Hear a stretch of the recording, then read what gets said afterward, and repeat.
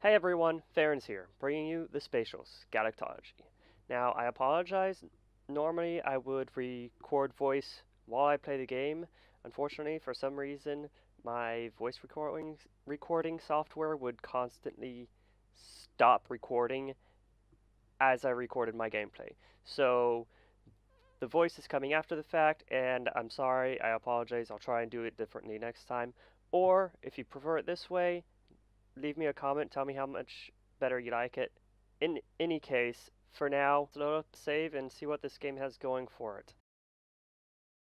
Another problem that seems to have appeared is that it did not register my cursor. So we'll have to play a little bit of guessing game with what I'm showing you. Fortunately, as I move my mouse around, it flattens the walls of the area so you can kind of have a general idea of what I'm clicking on. Anyways, this is what the game looks like. It is, as you can see, your traditional base building game. You build up your colony, making up rooms, separating them, usually making a sleeping quarter, making your resource depot, and recreational area.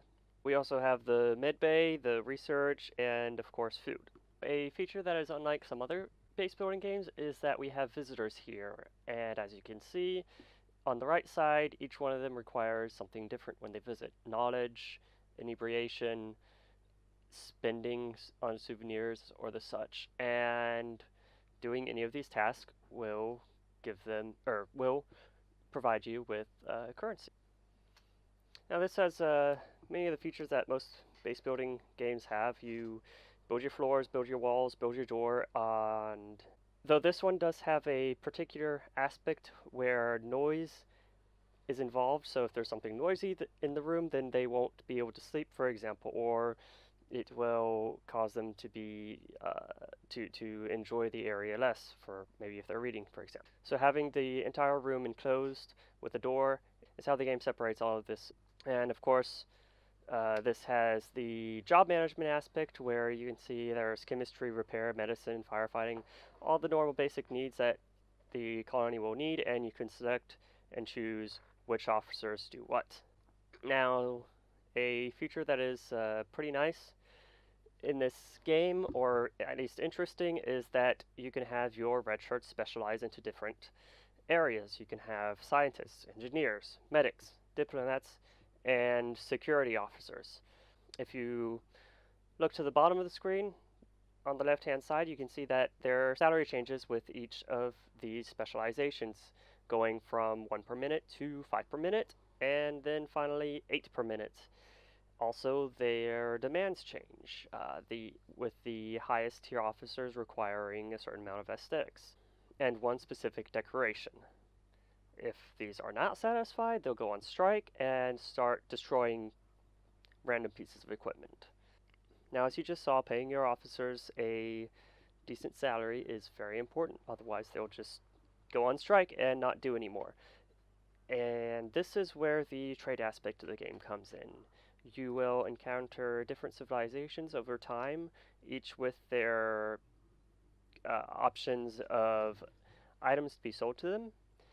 And this is a very, very good source of income for when you are first starting out. It also increases your reputation slightly, depending on the price that you sell these resources for.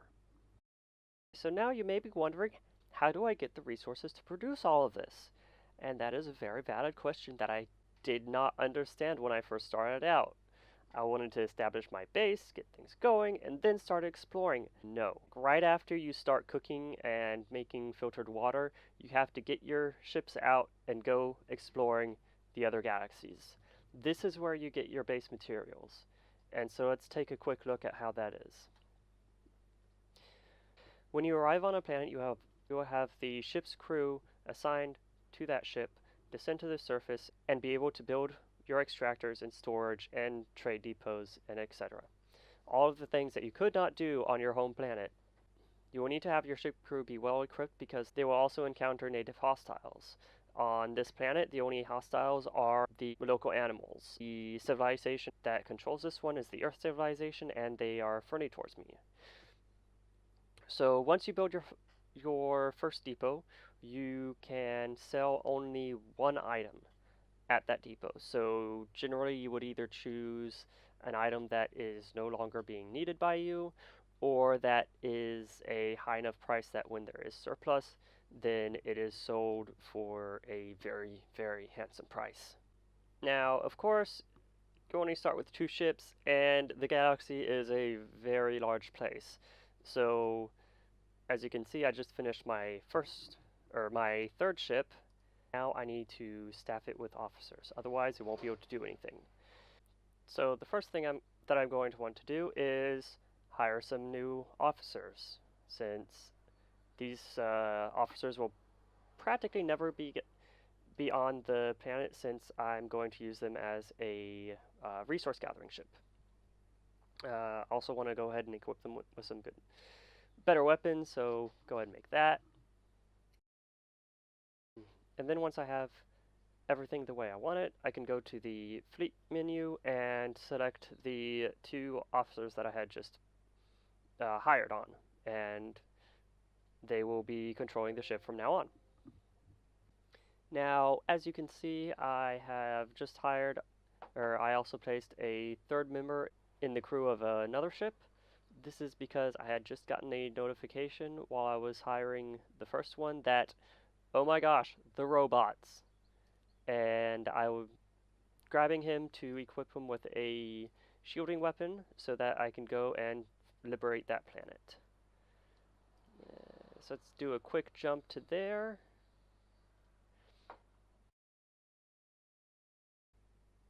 And here, if you look at the bottom, you can read exactly what you're supposed to do. Destroy them until 100% achieved, at which point the planet will be liberated and you will gain extra reputation with the civilization that had originally controlled the planet. You'll also notice that you'll have to rebuild items that were destroyed and then just continue along your way.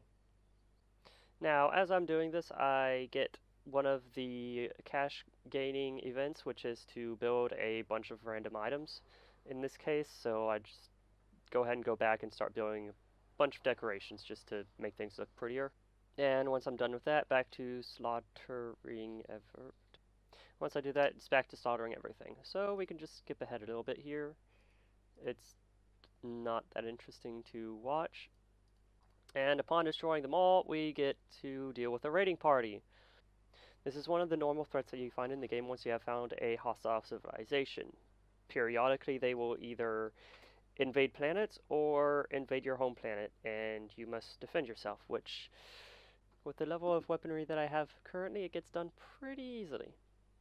So I suppose we can talk more about the events that I have seen so far. There have been a few beneficial ones, such as the dog who appears and makes everyone happier, the cat who shows up with its legion of robots, which helps you build and repair constantly, and a cook who randomly shows up and is like this master chef that does nothing but cook for 5 minutes. The hostile events that I have seen so far have only been invasions and one which causes a bunch of furry creatures to appear. And once you have destroyed enough of these, normally the queen appears and you have to deal with her. Now, I can believe that there are more events which I haven't seen yet, but I can't speak to what those are since I haven't seen them myself. Now, my final thoughts on this game, it's a very simple game. You don't have to worry about the psychological state that your characters are in all that much. The only times I've seen them do anything detrimental is when they don't have the room at the aesthetic level that they require, which is an easy solution or an easy fix for that. The resource management isn't too difficult as long as you have enough and you're producing enough, then you'll always be good. And once you have enough recreational items, then coping with the income of your officers is actually pretty easy. So if you're looking for a management game which really pushes realism and having you to and forcing you to think of the chain reactions, if I put this here, what will happen to what's next to it? Kind of like in Oxygen Not Included, you don't build your latrines next to your water source. You don't have to worry about any of that. You just have, it's mostly the distance of taking one item from one place to another that is a issue in this game. So if you want something with a high difficulty and extreme simulation, this is not the game for you.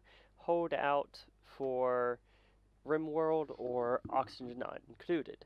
That being said, for a $13 game, it's not bad. It's actually pretty nice, but there are a few tweaks that can be made, particularly to the hauling of items. Currently, they pick up just one or two items. It would be nice if they would pick up one item, look for another item that is identical, pick up that item, and then move to where they were going to stock it. Because right now, they'll just go back and forth with just one item. That just, God, it gets on my nerves. Another thing that could improve it for me personally is being able to select multiple officers within any of the menus. That way, if you have your security force and you get an extra person who's going to be your security force specifically, you don't have to find the group in your group hotkeys, move the group to an isolated location, move the new person to the isolated location with them, select it, and add it to the group. This would make management so much easier. Another thing is work groups. Being able to organize chunks of people and say, okay, these are my researchers, without them having to be scientists or researchers specifically. Um, it just makes it easier to see what does what at a glance instead of having to scroll down and see who is doing which jobs.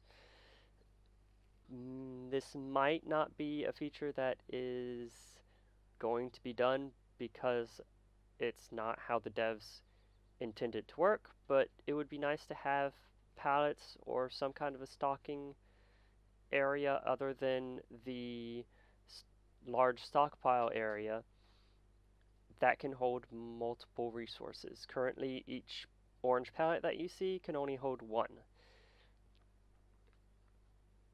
Someone already talked about this on the forums. It really doesn't look that pretty. And my final gripe is how imprecise the selection tool is. You have the mouse hovering over a bed. If I were to hover over my beds right now, it might click a wardrobe, or the bed next to it, or a decoration, or the rugs next to it. And then I have to continuously click and cycle through until I get the piece that I want. Make that more precise. That would be nice. Or, I don't know. Just make that more precise. And maybe they did this um, for coding purposes. I don't know. But it just feels bad when you're like, I want to click this. No, that's not what I wanted to click. I wanted to click this. I want this. Finally. Okay, I got it. And for me, it makes me, until I've understood that, oh, you just cycle through the different items. That's how it works. It made it feel like the imprecision was either my fault for not noticing it or just bad programming. A final thing is to make it so that when you select an item, it doesn't have to be for the officers as well, but when you select an item, it would look better. It just would look better if the square, rectangle around the item that is highlighting what is being selected, if it were pivoted and angled the same way as the tiles on the floor, and it was circuiting around the tile on the floor rather than a massive square um, around the object. I think that's all there is to it. If the game looks interesting to you, have a look on Steam. It's $13 as of right now. Has been out for only a few days, and they still have a lot of planned updates that they could add to the game. So it's not a release and die indie title. They are very communicative. I had a bug the other day, and they emailed me the day after saying that they'd take a look at the save file. So looks like a pretty good team. This was the Spatials galactology. My name is Ferens, and I wish you a good day.